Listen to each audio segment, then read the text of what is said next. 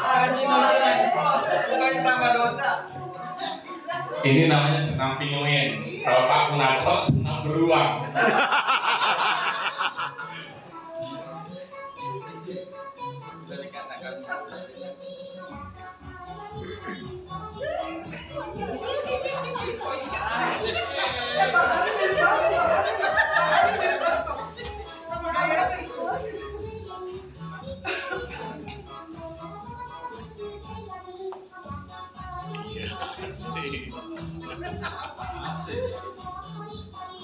Sampai pagi.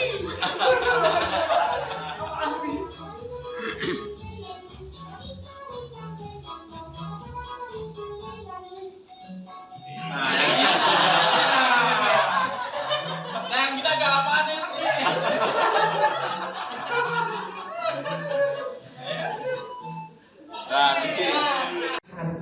Walaupun saya berkedudukan atau tempat saya di Biro Komunikasi atau Humas orang selama ini mengetahuinya, namun saya berkecimpungnya banyak berhubungan dengan kemitraan lembaga. Saya dengan Kementerian PAN RB, saya dengan kantor staf presiden, saya berhubungan dengan DPR, MPR, DPD, terus saya juga berhubungan dengan Kemenkominfo sebagai induk dari Biro Komunikasi itu sendiri. Dan saya juga membawahi PPID, Pejabat Pelayan Informasi Publik dan Pengaduan. Jadi kalau orang yang minta informasi dan membuat pengaduan ke Kemenparekraf, pasti ke saya jatuhnya. Jadi itu yang tugas sehari-hari saya. Dan satu lagi, saya dinilai oleh Kemenpan RB, saya dinilai oleh KSP, dan saya juga dinilai oleh KIP, Kantor Informasi Pusat. Jadi saya dalam setiap tahun, saya akan dinilai raport saya akan seperti apa di dalam setiap bulannya aktivitas yang saya lakukan. Baik itu berupa laporan maupun kebijakan yang kami lakukan. Jadi itu yang kedua. Dan ketiga, saya juga membawahi komunikasi manajemen krisis. Jadi ketika terjadi krisis, contoh sekarang yang terjadi di Labuan Bajo, itu Labuan Bajo kenapa tiketnya mahal? Nah ini kami di Biro Komunikasi yang di bidang saya akan memberikan suatu pelayanan informasi terkait dengan krisis, baik krisis yang berbau dengan destinasi maupun krisis yang berbau dengan pelaporan maupun pengaduan. Kita pro dan kontra satu suara, pasti ada yang pro dan kontra. Nah, bagaimana komunikasi ini yang baik dan benar yang bisa tersalurkan oleh teman-teman satu sama lain sehingga menjadi edukasi, menjadi pengalaman buat kita bersama, karena seyogyanya, seidealnya organisasi itu dua arah, tidak hanya satu arah. Dulu itu sudah dari tahun 2000 berapa ya? Itu sudah lama banget, bahkan kalau boleh dibilang sekarang jadi udah dalam tahap yang kalau dalam siklus musim tuh dari mulai panas, dingin sampai panas sampai udah gejolaknya udah berbeda-beda. Jadi teman-teman harus menyadari dan menyikapi bahwa setiap organisasi, bahwa setiap perkumpulan, bahwa setiap pertemuan itu pasti ada pro dan kontra. Jadi jangan itu dijadikan suatu sandungan, jangan dijadikan itu suatu hambatan untuk maju ke depan. Nah, ini nggak kalah penting, aturan. Di mana-mana suatu organisasi harus jelas aturannya, aturan yang mengikat, baik sebagai pengurus maupun sebagai anggota. Jadi ini di sini harus jelas aturannya. Kalau di dalam bahasa kita adalah ADART ya. Tapi saya nggak tahu Adi nanti akan membuat ADART atau peraturan yang akan seperti apa di dalam organisasi ini. Kemarin saya ngomong sama Adi bahwa pertemuan ini harus selain teman-teman kumpul silaturahmi, tetapi semua bidang dalam menyampaikan suatu program harus sudah berikut embel-embel ini di dalamnya. Jadi 1 tahun ke depan akan berbuat apa, mau ngapain, itu jelas. Dan kalau kita namanya SOP, Bang Ari tahu ya. Jadi kita segala, karena saya disuruh bicara masalah organisasi pemerintahan, kalau saya bilang ribet-ribet, ya Mas Ari.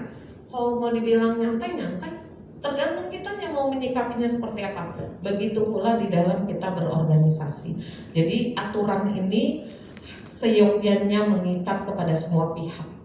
Jangan sampai ada pihak lain yang memang tidak terakomodir di dalam aturan ini. Jadi saya minta Mas Adi di dalam organisasi ini harus jelas aturan yang akan dipakai seperti apa. Nah, ini tujuan berorganisasi. Kalau orang yang sudah pede atau sudah punya pengembangan diri yang baik, sudah punya skill yang asoy gegoy, boleh dibagikan ke teman-teman. Karena tujuan berorganisasi kita harus punya kepercayaan diri atau harus punya pengalaman diri, harus punya sesuatu yang bertambah di dalam kita berorganisasi. Jangan kita berorganisasi malah selain berkurang, akhirnya jadi nggak ada manfaat yang didapat. Jadi di dalam berorganisasi itu kita harus saling bisa berbagi untuk mengembangkan diri lebih baik lagi. Terus menambah relasi. Ini kalau di dalam perusahaan udah pasti. Kalau di dalam kami di pemerintahan sudah pasti. Menambah relasi. Kalau swasta kan pasti ada transaksi ya, Mas Hari. Kalau kami di pegawai negeri ya menambah relasi apa? Karena kalau saya bicara masalah pariwisata, di pariwisata itu ada pasar, ada produk. Produknya apa? Destinasi. Destinasi siapa yang punya? Daerah. Daerah siapa yang mengelola? Industri. Industri di bawah siapa? Bukan di bawah Kemenparekraf, karena Kemenparekraf bukan kementerian yang menjual langsung, karena ada industri di bawahnya Kemenparekraf. Jadi kalau kita di sini menambah relasi, seperti apa sih? Nanti mungkin Mas Adi yang bisa menerjemahkan di dalam menambah relasi yang seharusnya ada di dalam organisasi ini. Lanjut, ingin menambah ilmu. Tadi sebenarnya sama yang di atas ya, ingin menambah ilmu. Makanya tadi saya sampaikan bahwa saya berdiri di sini, saya bukan lebih mampu atau saya lebih mengetahui atau saya lebih segala-galanya, tetapi paling tidak sedikit saya menambah wawasan kepada teman-teman bahwa saya saat ini menjadi pegawai negeri, bagaimana saya menjadi pegawai negerinya. Mungkin kalau itu intermezzo aja ya Mas Ari. Tetapi untuk menduduki suatu karir, saya tidak mungkin bisa di posisi ini tanpa saya menambah ilmu. Mungkin kalau Mas Ari pernah di PNS juga, kita digembleng selain pendidikan formal, kami digembleng namanya diklat pimpinan. Jadi berjenjang, setiap kita mau naik tingkat jabatan kita, pasti kita akan dimasukkan diklat, di karantina. Dulu saya untuk menduduki itu kepala seksi, kepala subbagian, 4 bulan saya diasramakan. Iya, pulang cuma hari Sabtu. Adanya saya di Wisma Kinasih sini di Cimanggis. Jadi saya pulang setiap Sabtu pagi. Entar harus hal penting. Boleh kalau kata Zen, kapan santainya ya gitu kan? Boleh sih, santai aja. Tapi tujuan dari organisasi ini harus jelas dulu. Harus ada dulu. Santai itu kan hanya faktor penunjang aja gitu ya. Tetapi itu menjadi healing kalau katanya Zen. Jadi ingin menambah ilmu. Nah, hobi yang sama, saya yakin di sini belum tentu hobinya sama. Tapi kalau hobi kuliner sama nggak? Ya, saya terima kasih karena itu salah satu menjadi wisata minat khusus. Gimana kuliner itu menjadi topik hangat, kuliner itu menjadi aset negara, pemerintah saat ini. Bayangkan kampungnya Milko, kampungnya Mbak Ayu, kampungnya ADZ, kampung Indra mana Indra? Pojok. Kampungnya Indra dijadiin satu, gak usah banyak-banyak deh, soto aja. Ya. Begitu aneka ragamnya kuliner yang ada, yang menjadi taste rasa di kita masing-masing mempunyai. Nah, dari situ kita bisa mempunyai hobi yang sama, boleh. Tetapi kalau tidak punya hobi yang sama, ya juga jangan maksain temen harus sama kali, ya kan? Ya boleh aja, coba ini kalau enak, Mbak Ayu maksa tuh, cobain deh.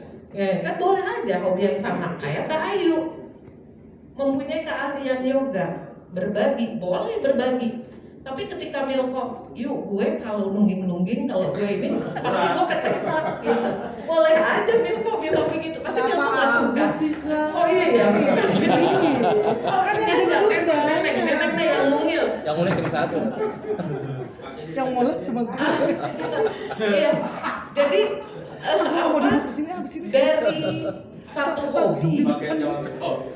hobi menjadi sesuatu hal yang menarik ketika apa yang kita punya menjadi mempengaruhi ke teman yang lain, tetapi tentunya pengaruh yang lebih baik, bukan mempengaruhi untuk yang menjadi enggak baik gitu ya. Ini saya bicara masalah idealnya. Hobi yang sama. Lanjut. Tadi ada yang nanya, PNS.